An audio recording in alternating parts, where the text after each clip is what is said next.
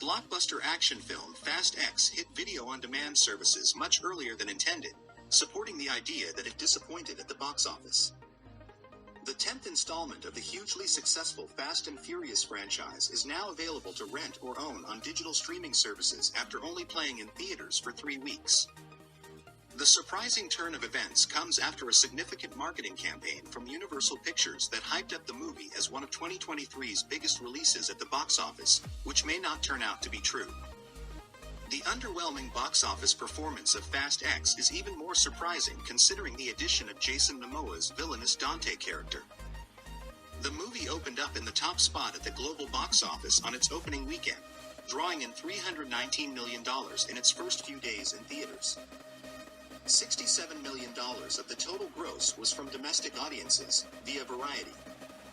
Considering Fast X's budget was reported to be $340 million, it appears that the swift move to VOD services is a profit-driven decision aimed to maximize financial returns while the film still maintains cultural relevancy and momentum.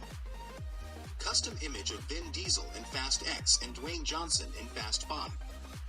Fast and Furious movies have historically always performed well, if not exceptionally, at the box office, which makes Fast X's premature move to VOD a disappointing failure for the franchise. By comparison, Furious 7 is the 11th highest grossing movie of all time, released only 8 years ago.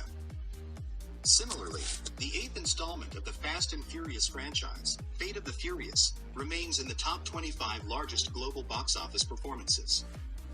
Fast X will likely surpass $700 million at the box office, which will land it in the same ballpark as F9, which was released in 2021 during the worldwide pandemic.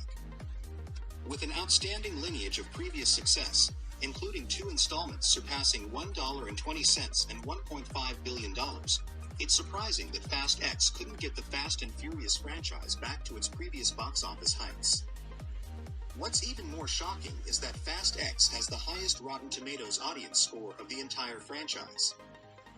Dante Reyes, Jason Momoa, on a walkie-talkie, and Dom Toretto, Vin Diesel, looking angry in Fast X. A handful of popular feature releases just premiered in theaters that could have pushed Fast X out of box office contention, including Transformers, Rise of the Beasts, and Spider-Man: Across the Spider-Verse.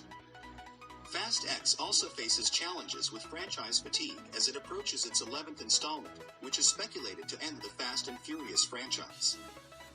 If Fast X Part 2 fails to surpass the global box office performance of Fast X, it could leave no other choice for Universal but to pause the franchise indefinitely. Fast X has likely been affected by the reality that fewer people are incentivized to go to movie theaters due to the popularity of at-home streaming services, particularly in the United States. In the US, Fast X has accumulated the lowest domestic box office numbers since 2006's The Fast and the Furious, Tokyo Drift, while having the largest budget of the entire franchise, via the numbers. With an incredibly competitive summer lineup of theatrical releases ahead, Fast X simply didn't have enough fuel to stay in the box office race.